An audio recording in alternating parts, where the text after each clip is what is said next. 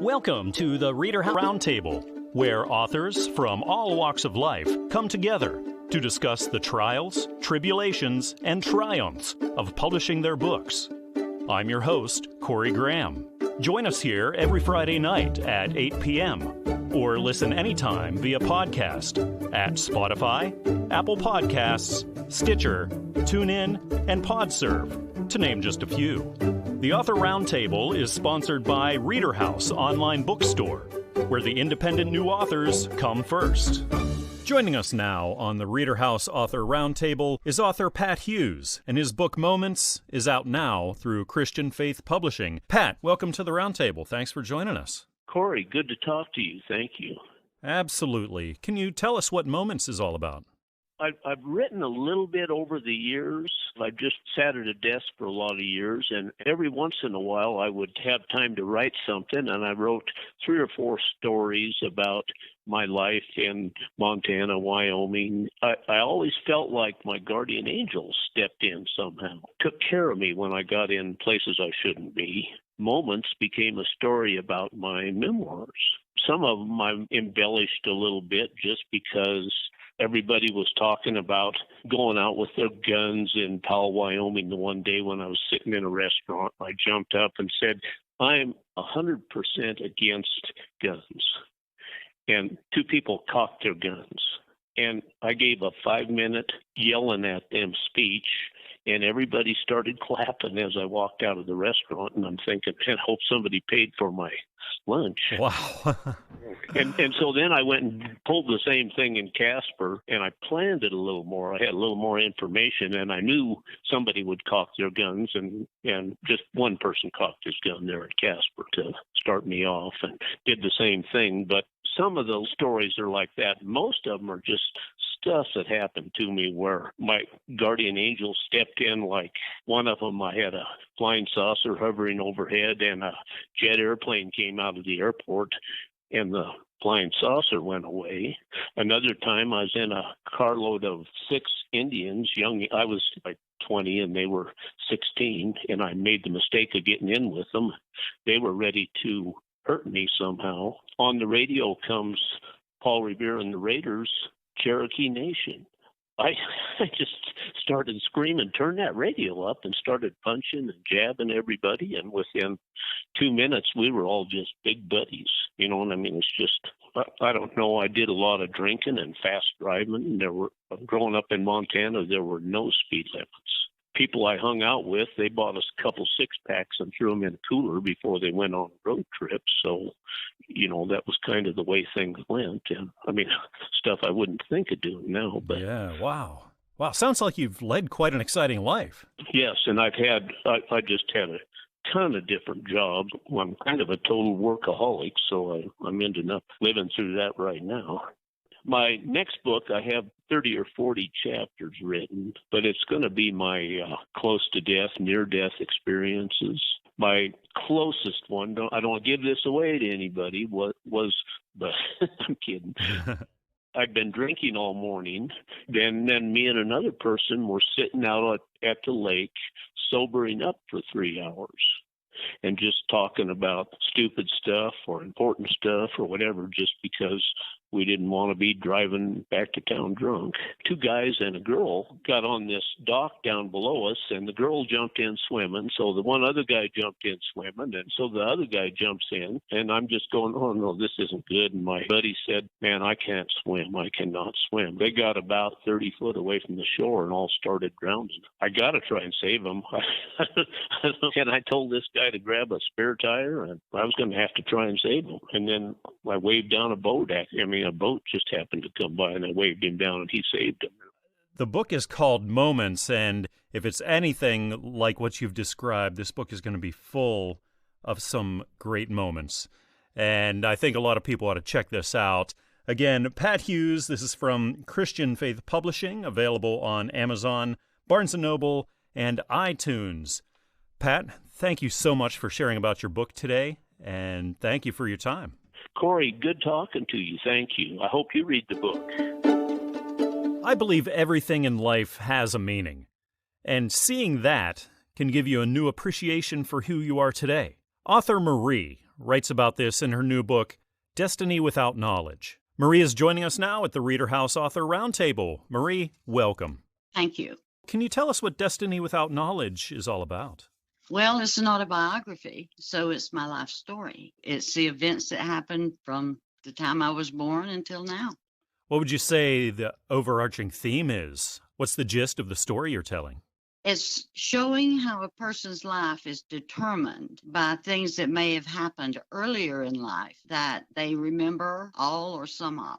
So what inspired you to tell your story? You know, putting yourself out there for lots of people to read could be a scary thing. What made you decide to do this?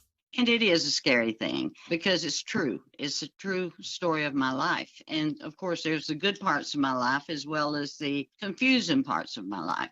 A lot of people might be able to get something from that book. Hopefully, it will give them the knowledge to deal with things with a different perspective after reading my book.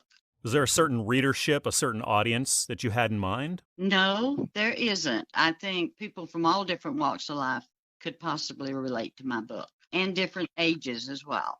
So how long did it take you to write this from start to finish? Took me 3 years. Have you written before, or have you been published before? This is my first book, and of course, when you're writing an autobiography, you have a lot of research, and it's from the time I was born until now, so therefore, you have to talk to a lot of people that knew you. So there's a lot of work and time and effort that goes into it. Plus, you have to be very sure that it is true. Were there things about yourself that you found surprising when people told you? Yes, and also writing the book, of course, you relive your life. A lot of tears, a lot of days I'd laugh. It's very rewarding going back through your life, but it's also very emotional. Now, knowing that your story's out there, it's in a book, it's on shelves, people are buying it and reading it, what kind of a feeling does that give you? Like I said, I enjoyed sharing my life and putting it out there, and hopefully it'll help people in some way that are going through maybe some of the same things I went through. I just hope they'll enjoy it and just read it. Just enjoy it because it's all true. Now, coming off your first book, is there any advice that you could give to up-and-coming writers? I would say patience. I don't think it would matter what kind of book you were writing. There's just some days that you just don't want to go there, maybe days or weeks even. So you just kind of have to be patient, walk away from it, get a different perspective, and then go back to it when you're comfortable. Well, again, the book is Destiny Without Knowledge by Marie. This is published by Fulton Books and is available on Amazon, Barnes & Noble, iTunes, and Google Play. Marie, thank you for joining us here at the ReaderHouse Author Roundtable. It was a pleasure meeting you and finding out more about Destiny Without Knowledge. And you as well. Thank you so much. Spiritual forces waging war is what we experience in the novel The Delilah Archives, The Shadow and the Smile by R.L. Cox. R.L. is joining us here on the ReaderHouse Author Roundtable. R.L., thank you. Thank you very much. So this sounds like quite an epic tale. What are we in store for with the Delilah Archives? I wanted to do something a little different. I wanted to have angels as a center of an epic story. I wanted to do something different instead of having angels as bystanders or as side characters. Interesting. Where did you get the idea for making angels the main focus?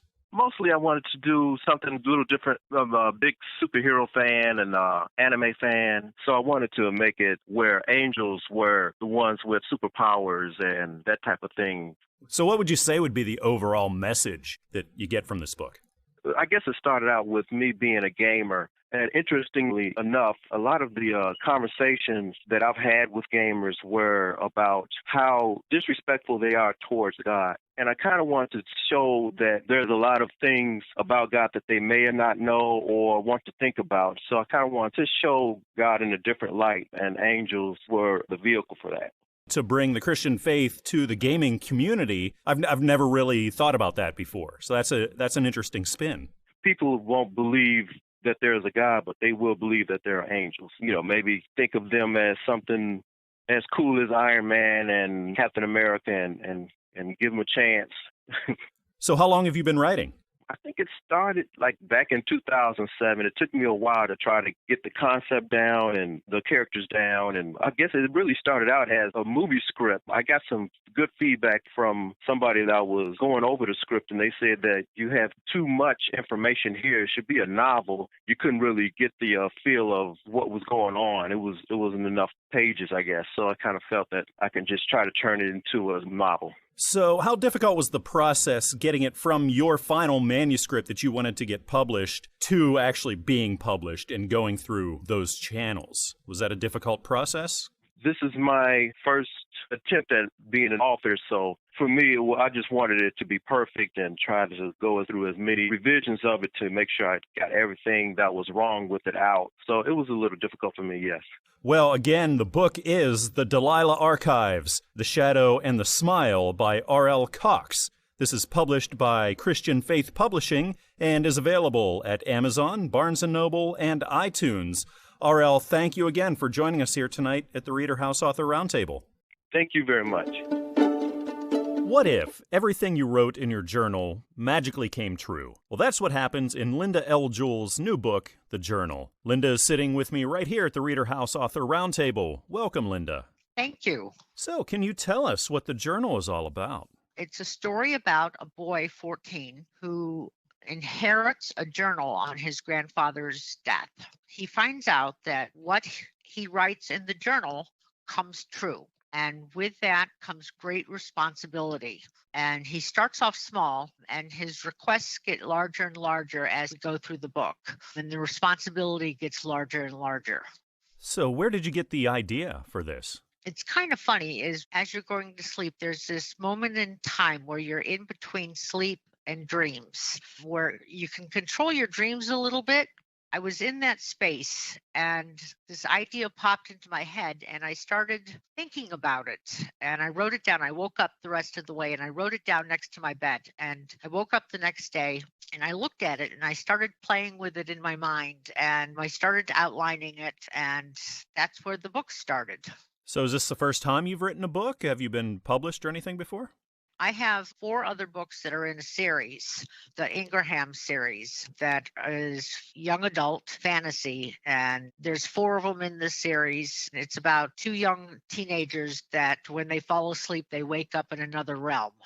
So I'm sensing a fantasy element in a lot of what you write. Are you a fan of that genre? I am. I like reading and going someplace else, escaping the everyday world. No better way to do that than to read. Oh, I love reading. I have been a reader since I was a young girl. I started reading when I was 4 years old. My brother was learning how to read, and I was right by his side. And being quite competitive, I learned to read while he learned to read. I've been a reader since very young age, and it's my escape. When the world gets too stressful, the best thing you can do is pick up a book. Now, a lot of writers deal with writer's block. Do you deal with that? And if you do, how do you get over that hurdle? I don't really have writer's block, but when I do stumble a little bit, I go back to my outline. I start going through the outline and adjusting it or adding to it or taking off of it. And that seems to get me out of a writer's block. Great advice. Are there any other tips out there that you would have for up-and-coming authors looking to write their first book and then get it published? Read. The other advice I'd give, and my high school teacher gave it to me, is write the way you talk. Write the way you speak. Don't try to be something that you're not. If you write the way you speak, it just flows and it comes easy. And it's one less hurdle that you have to get over. Write the way you speak and read everything, not just your genre that you might like to be in, but read everything. Read the classics, but just read.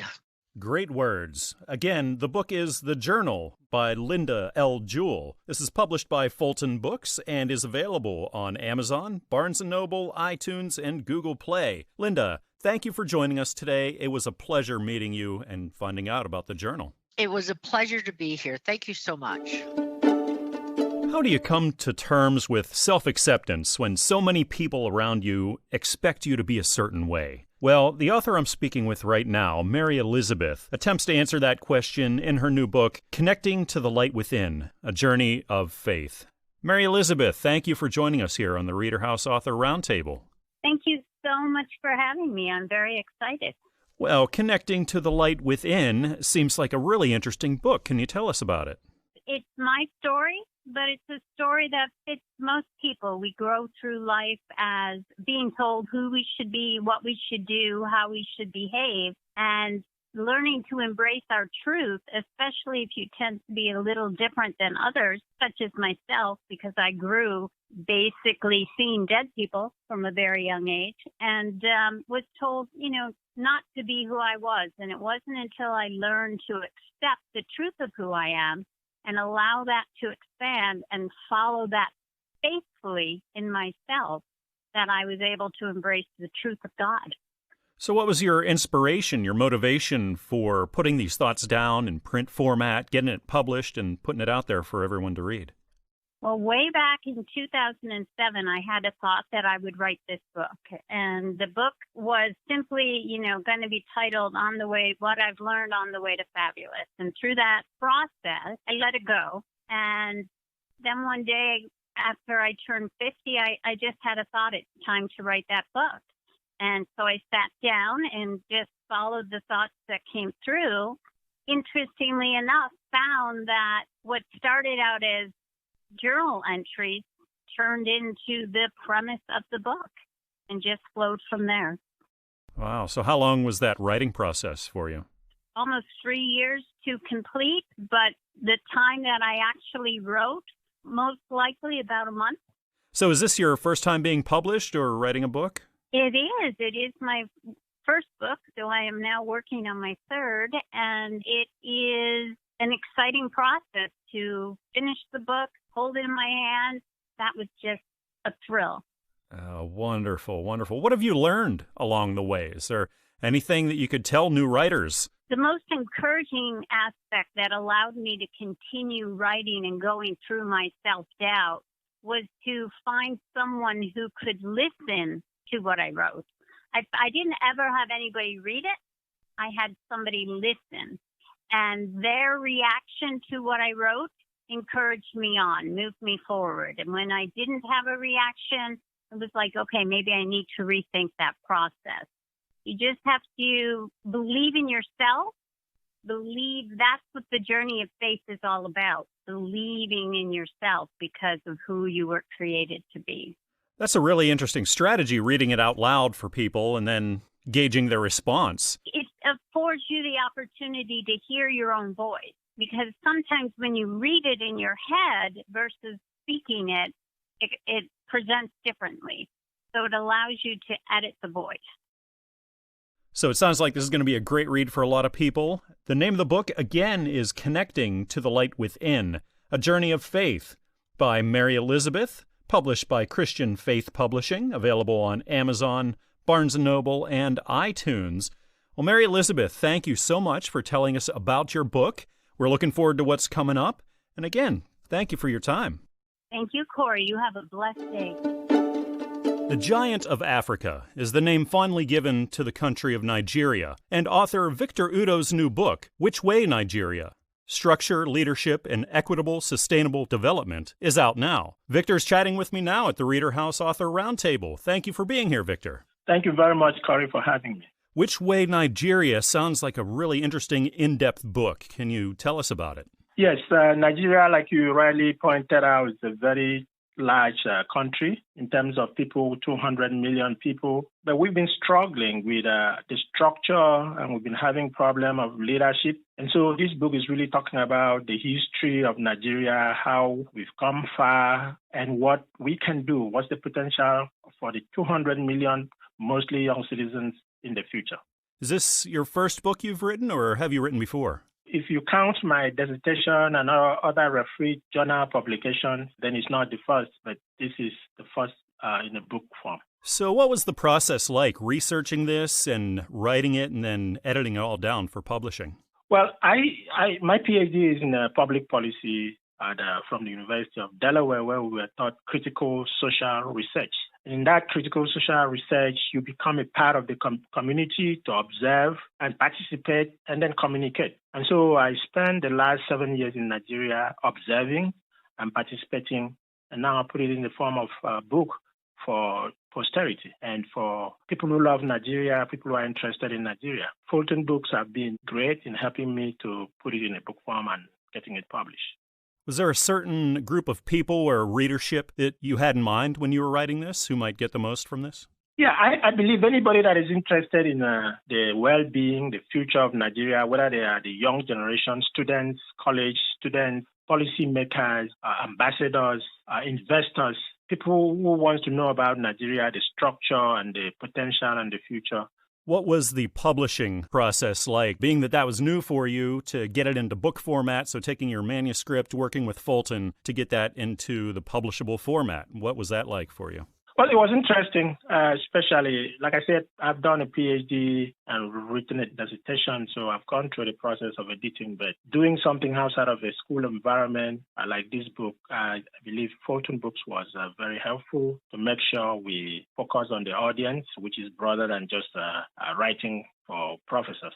So now you've taken this journey and the book's out there. Do you have any advice that you could give to up-and-coming writers who want to write that first book and get it published? 4 things I would tell them. They need to be passionate about what they want to write. They need to be personal about the story they want to tell. They need to be patient with the editing process, and then they need to be professional. Wise words. Well, again, the book is Which Way, Nigeria? Structure, Leadership, and Equitable Sustainable Development by Victor Udo.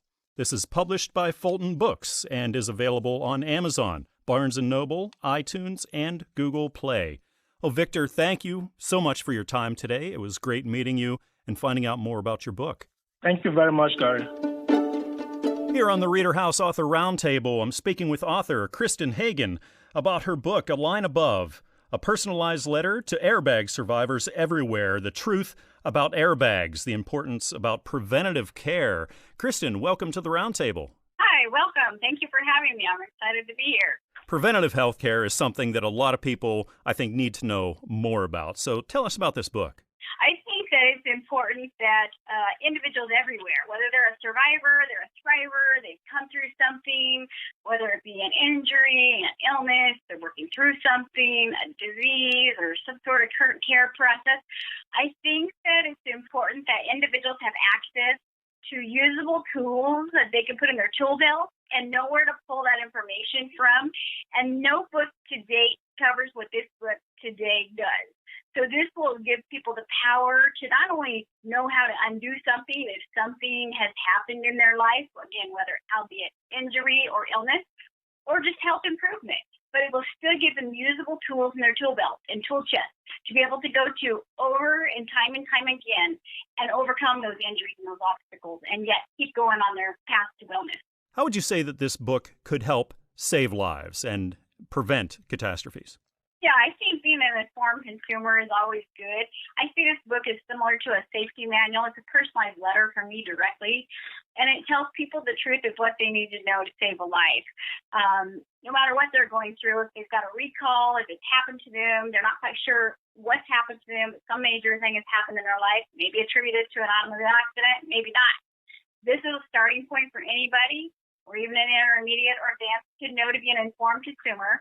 Take the recall seriously and get them changed, get those airbags reversed or, removed, and then implement a safety recall switch. I know that there's certain automobile companies out there, and there's some leading names out there that are installing safety switches already for the consumer in the vehicle, so the individual's empowered and or the passengers are empowered and the other occupants throughout the vehicle to have the full control of, do they want an airbag, or is grandma in the car, or do they not want it, or are they a small frame person? So I think just empowering people by just simply a simple switch, really simple to insert and manufacture and install, gives people the power to save lives by that alone. But this manual will help for anybody that's experienced a high-powered airbag or has been disabled or injured, and give people the opportunity to overcome that. But at the same time, I think we have to also take it a little bit further into our manufacturing and give people the power to turn those off. And that saves lives for sure.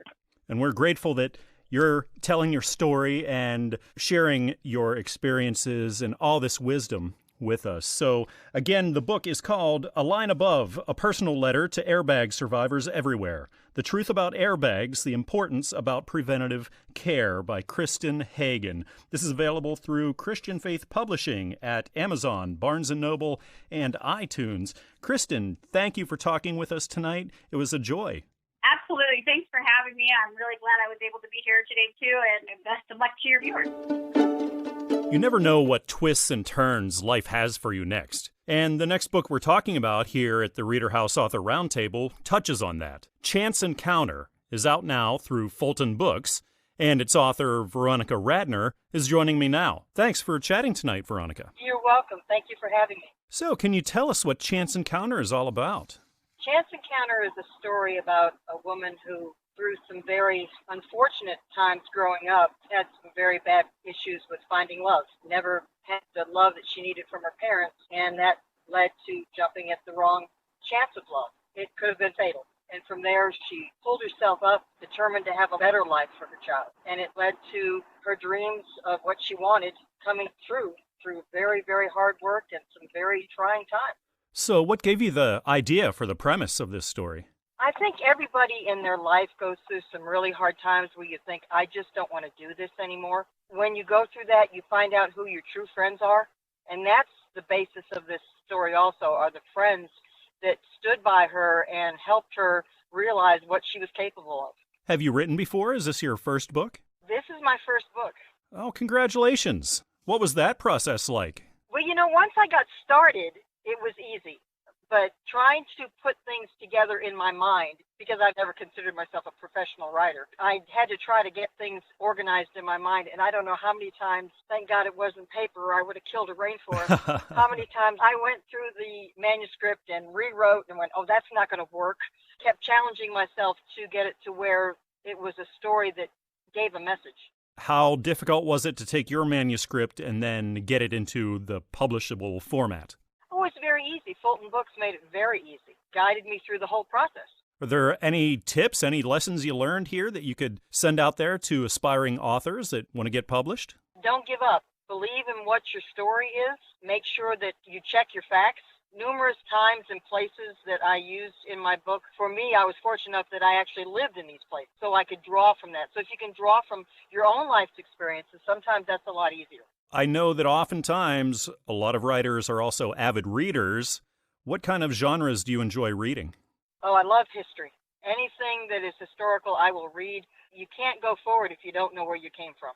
I was fortunate enough that I was able to live in Europe for 7 years. During that time, I got to meet people who experienced unfortunate times of World War II and walk into places. And my father immigrated to this country from the Slovak Republic. And when I went to go to Prague, I actually walked through some of the streets that he walked through in Prague when they were leaving Slovak Republic to get into Germany to be able to immigrate to the United States. So For me, that was so surreal to walk the same streets that my late father walked. So again, the name of the book is Chance Encounter by Veronica Ratner, published by Fulton Books, available on Amazon, Barnes & Noble, iTunes, and Google Play. Veronica, it was a pleasure speaking with you today. Thank you again for joining us here at the ReaderHouse Author Roundtable. Thank you so much.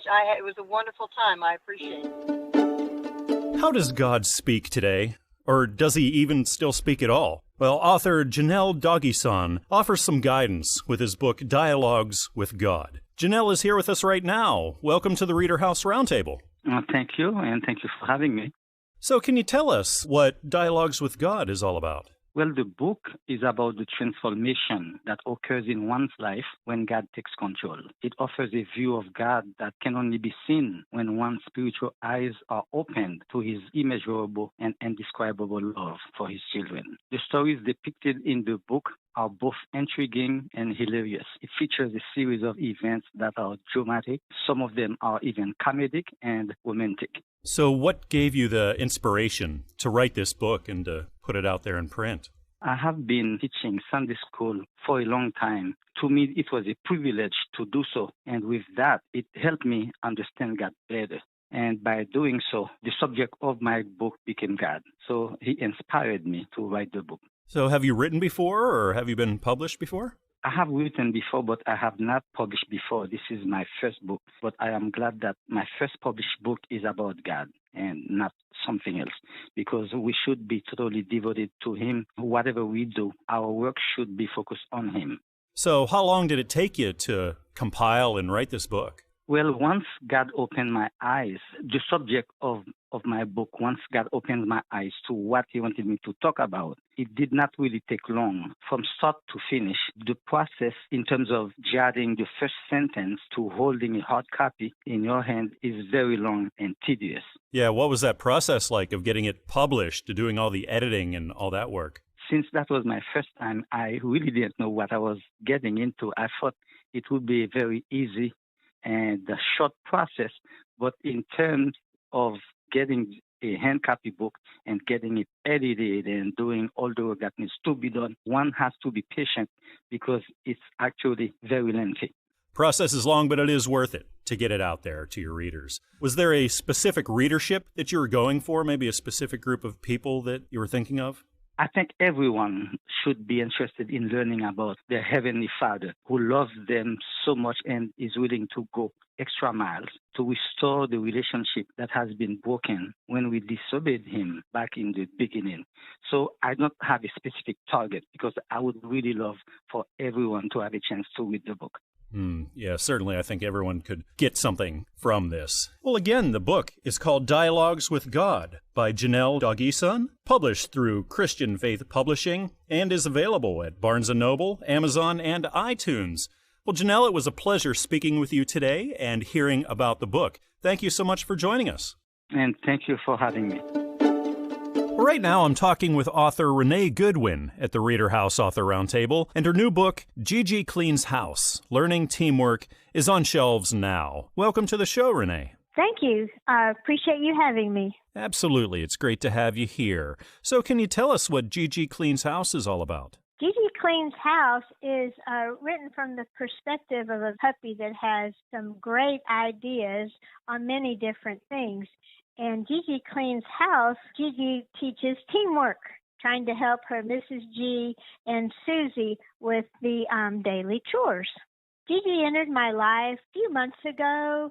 I just enjoyed watching her play, and she just added so much to my life. She just makes me laugh. And she would actually help me with the vacuuming and the sweeping and definitely the laundry. However, she has her way of doing things, which is running down the hallway with the sock in her mouth.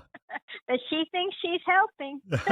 Oh, so this is actually based on your dog? Yes, it is. Yes, it is. Well, great. So is this the first time you've written a book? Yes, it is. It is. And I've just been so excited. It's just been a wonderful experience for me, and I just look forward to doing many more. This is Gigi's Life Lesson Storybook series, is what I hope that I am creating here with the first book, Learning Teamwork. And each book has a vocabulary word that parents and teachers can then use to do additional activities with. Have you learned anything that maybe some up-and-coming writers could use? The main lesson that I have learned is, take that leap of faith. I've always wanted to write children's books ever since I was in my early 20s. It's just life took different turns. But finally, the path came around. The time was right. Gigi entered my life. The story was written. I contacted the publisher. Now we have Gigi Cleans House, Learning Teamwork right in my hands, and I'm just so excited. Oh, so what did that feel like, knowing that, hey, I published a book? It's actually on bookshelves. People are buying it and reading it. What kind of feeling does that give you? It's beyond words. It really is. I have just been thrilled. I feel so blessed. And I'm happy that other people can read the book and share it with their friends and their children and have a wonderful life and feel good inside, but also be able to learn something about life and something about other people. Again, the book is Gigi Cleans House, Learning Teamwork. Published by Fulton Books. It's available at Amazon, Barnes & Noble, iTunes, and Google Play. Well, Renee, it was a pleasure talking with you today. Thank you again for joining us here at the ReaderHouse Author Roundtable. Bye-bye. We can often forget the impact that a single person can have in someone else's life. I'm talking now with author Gail Prentice here on the ReaderHouse Author Roundtable, And his new book is out through Christian Faith Publishing entitled The Legacy of One. Gail, thanks for joining us tonight. It's an awesome pleasure to be here. So tell us about A Legacy of One. The Legacy of One is a culmination of several incidences in my life, as well as others. Having been a policeman in my earlier years, some of the events are true, some are embellished upon. With over 40 years in the ministry, I have noticed that so much of life is missed by a positive testimony. No matter how you slice it, your testimony, your witness makes a lifelong impact on other people's life. Some good and some not so good. But the whole purpose of the story was to really highlight how much impact an individual's testimony and witness can do and how it can affect people's lives for a lot of people, even that you'll probably never even meet. And what was your inspiration for writing this? Life experiences. I just felt God impressed me to write this because, again, it's 40 years in the ministry. I've seen so much where evangelism is lost. And evangelism happens more on the street. Evangelism happens more in tough situations in other people's life than from the pulpit. We're missing so much. So many people can be reached for Jesus Christ if people were Christians on the street as much as they are in church. Is this your first time writing a book? I've written 2 others. I think this is probably my favorite. Oh, so what was the process like getting it written and published this time around?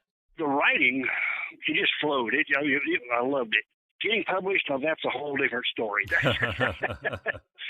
Finding a good publisher and a Christian publisher was pretty important to me. Not having an agent, not being a well-known writer, it was a real challenge to find. Christian Faith Publishing has just been incredible with this whole process. I love them people. The publishing part is probably the hardest of all. Now, throughout that process, is there anything you've picked up along the way? Maybe some tips that you could offer to up-and-coming authors who want to be published? Research. Find a publisher like Christian Faith that has your same theology, that's interested in working with you. Do your homework, and make sure that they agree with your philosophies. And be just flat out honest. Just be brutally honest with them. The more honest and more forthcoming you are, the better the relationship is going to be. Now, what audience do you think would enjoy this book or benefit the most from this book? Was there a target audience you were looking at? Christians in general, but still, it's going to be, and I hate to use this term, it's going to be more of a chick book than anything else, but I wrote it with the intention of seeing that Christianity plays a vital role, whether you're a lawman working in a sawmill or you're working anywhere, as a secretary or a pastor's wife or whatever. Your witness, your integrity as a Christian is of utmost importance and cannot be downplayed by any way. So I guess the target audience would be any Christian, but it's going to appeal more to a younger reader or somebody that's just flat out just an avid reader.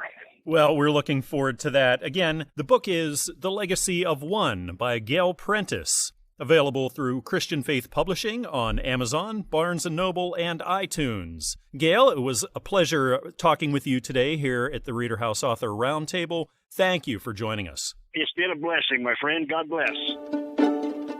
Author R.A. Blas is joining me now at the ReaderHouse Author Roundtable. Her book, Becoming an Intentional Cooperating Teacher, is out now through Fulton Books. Thank you for talking with me tonight. Thank you for having me. So can you tell us about this book? I created this book as a way to inform the practice of cooperating teachers. Cooperating teachers are the classroom teachers who mentor teacher education students during their clinical practice. There is no requirement for training, so there's no real document or support available for those teachers as they begin to do this very important work. And I realized that there was a gap in the literature and decided maybe I could fill that gap. Oh, so have you written a book before?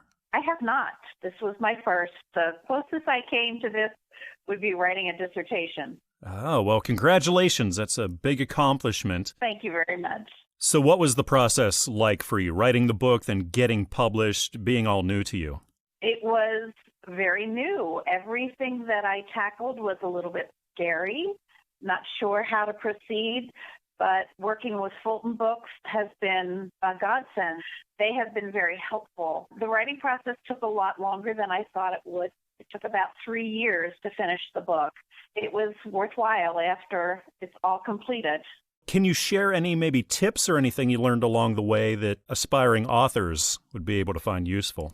I think it's very important to be passionate about your topic, because there are days when it really is very difficult to get yourself to write. So the more passion you have for your topic, whether it be fiction or nonfiction, I think you also have to keep writing. Even if you can only get a sentence or two written in a day, make sure you're getting something on paper every day. The other thing that was very helpful for me was having a support system, other people who I could go to for different parts of my work. My husband was my pit crew. He was the person who just would support me when it was the writing time. My brother was very helpful in terms of looking over contracts and understanding the business side of getting a book published. And then my best friend was my biggest cheerleader and kept cheering me on, telling me I could do it. Are you working on something else, maybe a follow-up to this or another project? Right now, with the closing of the schools for the COVID pandemic, I'm watching to see what will change and how things will change in education. So how will that look for our pre-service teachers when they need to get out to do their clinical work? In the spring semester, some student teachers started with live children in the classroom in January, and then by March they had to switch to virtual classroom experiences. What if we have a whole semester of that? So I think perhaps I can provide some information on my blog as things are changing and developing as we get back to brick and mortar, or prior to getting back to the brick and mortar business of education. And again, this is Becoming an Intentional Cooperating Teacher by R.A. Blas, published by Fulton Books. This is available at Amazon, Barnes & Noble, iTunes, and Google Play. Well, thank you again so much for joining us. It was great meeting you and finding out about the book. Thank you so much. I appreciate it. Women often face a unique set of challenges throughout their lives. Dr. Veronica GB's book, Why Women Act Foolish, tackles some of these difficulties. Veronica joins us now at the ReaderHouse Author Roundtable. Thank you for talking with me this evening, Veronica. Thank you for having me. I appreciate it very, very much. So, Why Women Act Foolish? I just have to admit, as a well-trained man, I have no idea where this title's coming from. I don't think women ever act foolish. So, can you tell us about this? Why Women Act Foolish was something that was birthed inside of me, and I guess I want to go back almost 20 years ago. I'm coming from a point of view of women thrive, or should I say, and survive off of what's been given to them. So a lot of what this book is all about is concerning men and women, so that a man will be able to tap into the needs of a woman. And once those needs are met from a woman, if they are met, then she won't act foolish. But if they are not met, then she will probably act foolish. So that's where that came from.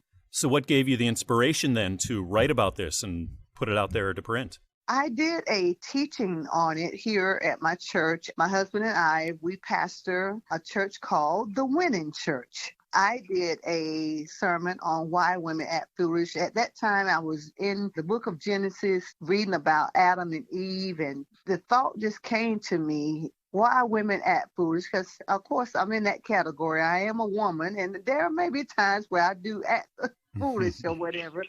I just kind of seen the need where if the man was in his place, rightful place, then the woman will follow suit and be in her rightful place as well. So when things are out of order, because God is a God of order, but when things are out of order, it's bound to go left instead of going the right way that God wants us to go. So once I did a sermon on that, I just got so many phone calls and so many encouraging words to say, man, you need to put that in a book. And I jotted down some notes as I, went on in life and put it down and picked it up, put it down and picked it up. And then finally, my husband said, it is time for you to write that book, because I know God is giving you some great nuggets that people want to read about or need to read about in order to help their lives to become what God wanted to become. Now, is this the first book you've written or have had published? Yes. First book I have had published. Yes, indeed. So what was that like, writing a book for the first time and going through that publishing process? Oh my. First and foremost, it was very scary. I said scary, fearful. In my mind, I was thinking, well, who would want to read something that I put inside of a book? Because I was just kind of thinking, I don't think no one would want to listen to me or read a book that I have put some words inside of this book that is God inspired. But once I got that book into my hands, I'm like, this is a major accomplishment for me, because I just never thought in a million years I will be an author. But here I am today, and all glory to the Lord. Again, the book is Why Women Act Foolish. This is published by Christian Faith Publishing and is available on Amazon, Barnes & Noble, and iTunes by Dr. Veronica GB. Veronica, it's been a pleasure speaking with you tonight. Thank you so much for joining us here. Thank you so very much. And you also have a wonderful day. And thank you for taking your time and interviewing me. And I pray that everything will go well for you and your family as well. Joining me now at the ReaderHouse Author Roundtable is author Joan T Petruccini, and her new book, Family Corners, Their Children Within, Volume 2, is out now through Christian Faith Publishing. Thank you for talking with me tonight, Joan. Oh, you're welcome. It's my pleasure. So, can you tell us about Family Corners and what we're in store for? Well, Family Corners goes back to 1897 when my immigrant grandparents came in, and another set of immigrant grandparents came in a little later. But it takes you through the everyday of way they lived and their personalities, the problems. I tried to stay as close to the truth as I could, but we didn't know very much, so I had to throw a lot of fiction in there. And then it progresses from generation through the social changes and everything else and whatever went on during that time period to the third generation, which included me. I realized while I was doing that I had a child within, which was a real problem, and it had to be handled.